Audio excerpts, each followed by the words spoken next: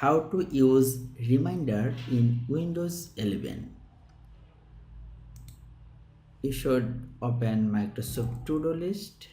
Then you can create task and planned task, like click planned and click add task.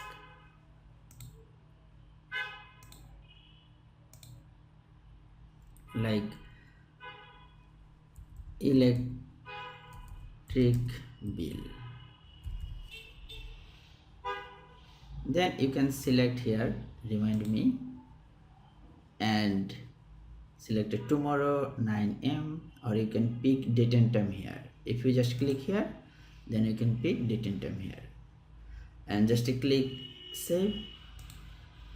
Then you can say today it will remind at 12 p.m. about electric bill.